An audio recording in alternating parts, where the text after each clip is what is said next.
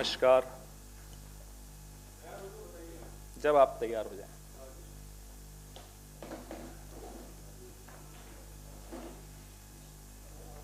आप सबकी आपस में लड़ाई हो रखी, सब दूर दूर बैठे हैं या सोशल डिस्टेंसिंग है? हाँ, ये तो एंटी सोशल डिस्टेंसिंग लग रही है। सिद्धार्थ तो एकदम कोने में चला गया, वो आशीष जी एकदम पीछे। नहीं, हमारा तो ऐसा हाल नहीं है, हम तो सब आगे वाली सीट पे आने के लिए लड़ रहे होते हैं।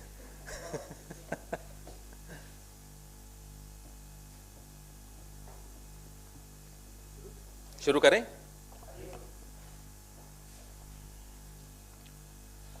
आज किसान आंदोलन अपने 100 दिन समाप्त कर चुका है।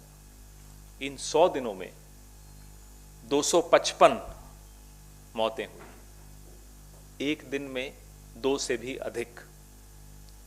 आप में से किसी ने मोदी जी के मुंह से, किसी मंत्री के मुंह से कोई संवेदना का एक शब्द भी अगर सुना हो तो हम सबको स्मरण करा दीजिए, हमने नहीं सुना, किसानों ने नहीं सुना।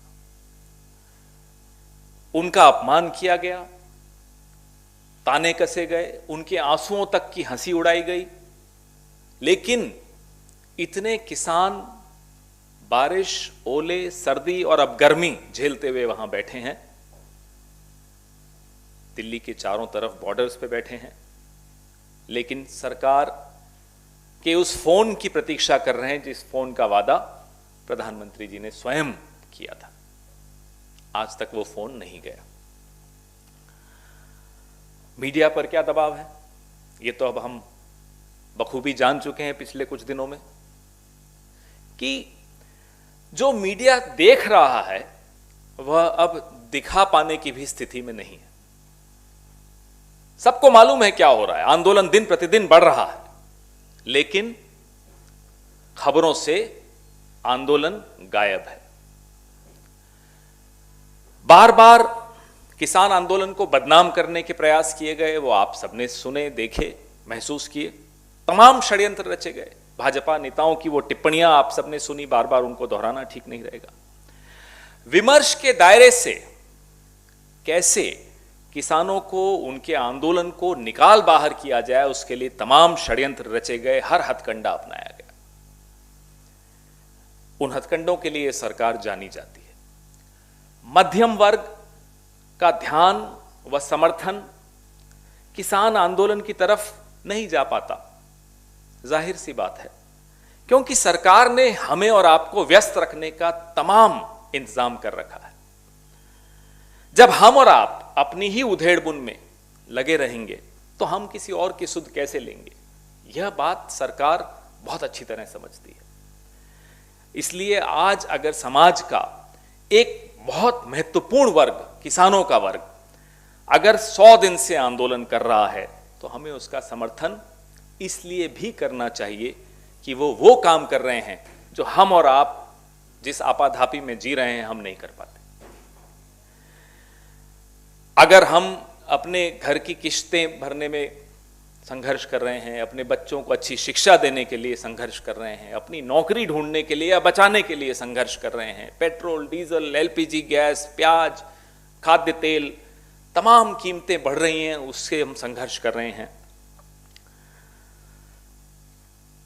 तो एक वर्ग ऐसा है जो आपके और मेरे संघर्ष को सड़क पर लाया है।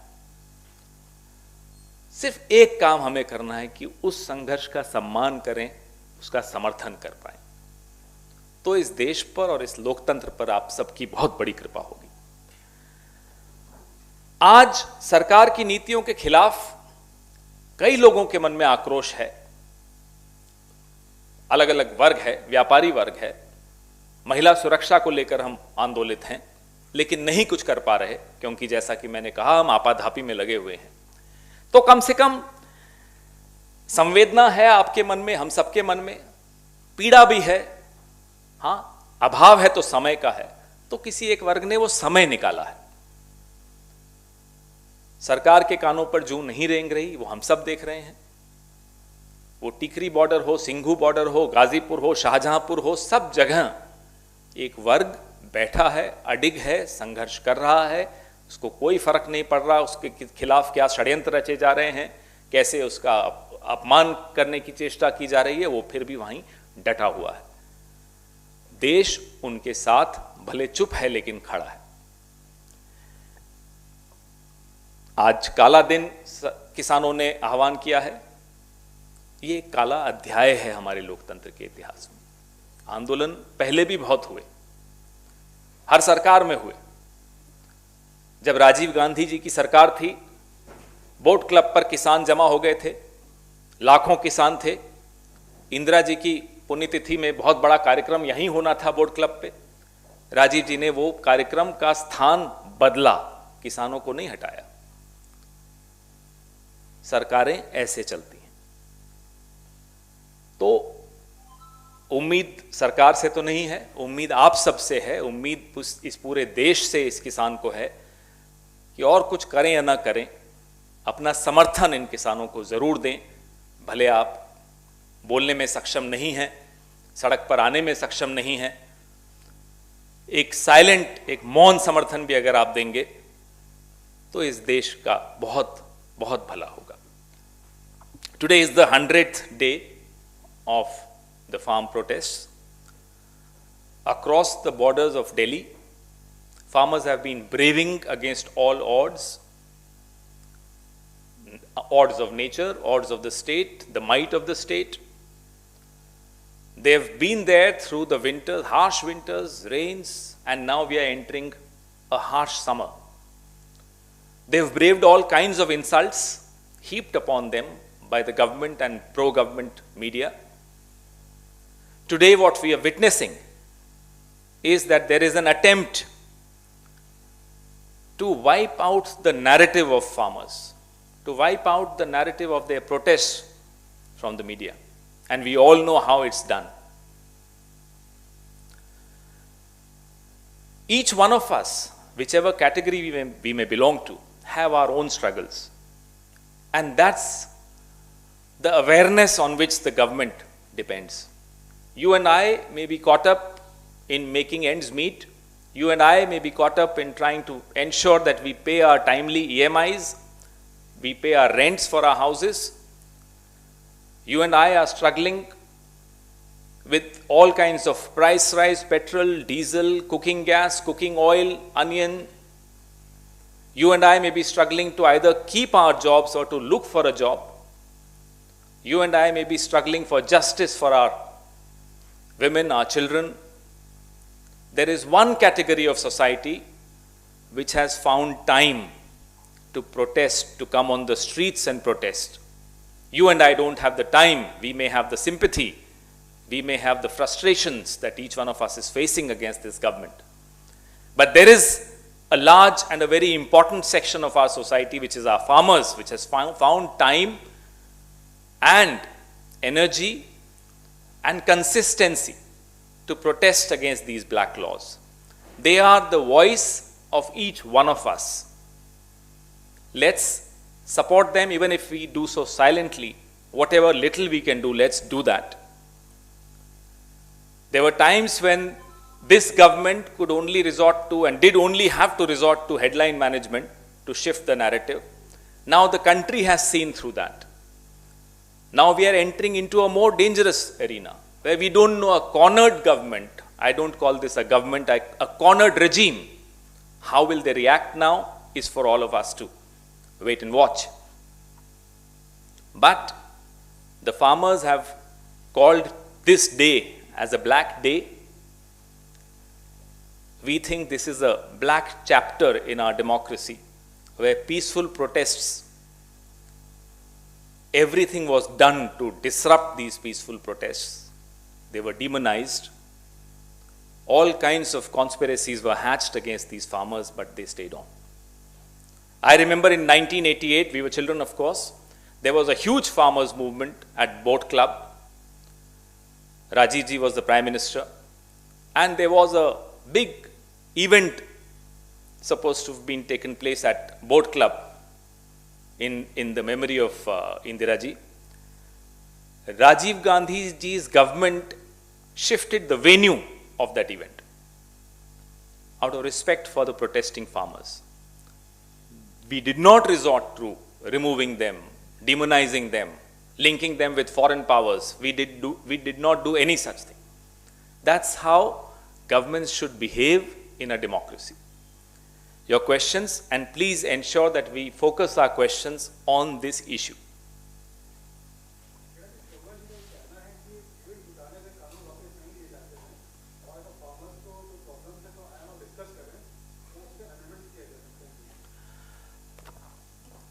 फार्मर्स को अगर प्रॉब्लम है तो आएं और डिस्कस करें। वो कहाँ जाएं, किससे मिलें, कौन फ़ोन करेगा? प्रधानमंत्री जी ने आज से महीना भर पहले कहा था कि he is a phone call away. वो फ़ोन नंबर अभी तक तो किसी किसान नेता को नहीं मिला। और भीड़ की जहाँ तक बात है, तो जब वो भीड़ वोट देती है तो वो भीड़ महत्वपूर्ण हो जाती है। जब वो भीड़ आपकी किसी नीति के खिलाफ सड़क पर आती है तो आप कहते हैं भीड़ तंत्र नहीं चलेगा। ये दोहरे मापदंड भी नहीं चलेंगे।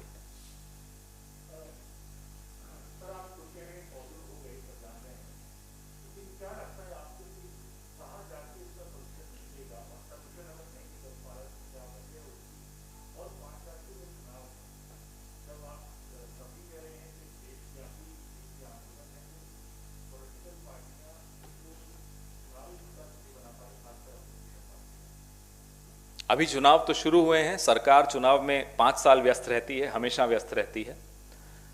किसान आंदोलन हर जगह एक मुद्दा है। पॉलिटिकल पार्टीज तो खैर जो बनाएंगी वो आपको सब दिखेगा। वो बनाए या न बनाए, किसान अपने आप में कृषि कानून एक बहुत बड़ा मुद्दा उभर कर पूरे देश में आ रहा है। 100 दिन हुए हैं। सिविल सोसाइटी हो, पॉलिटिकल पार्टीज हो, तमाम लोगों ने अपनी आवाज इस आंदोलन में जोड़ने का प्रयास किया है और करते रहेंगे।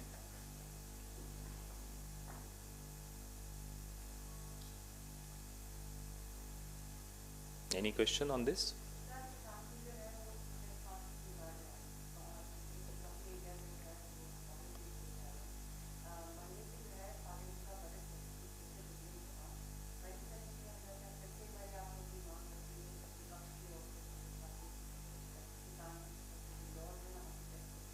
हम ये बार बार प्रयास करते रहेंगे कि सरकार संजीदगी से इस मुद्दे को वापस से ले, और जो किसानों की मांग है कि इन तीनों काले कानूनों को वापस लिया जाए और तत्पश्चात किसानों से चर्चा विमर्श करने के बाद जो नया आप लाना चाहते हैं वो लाइए।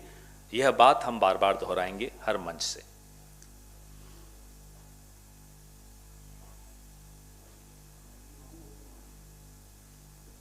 Is that over?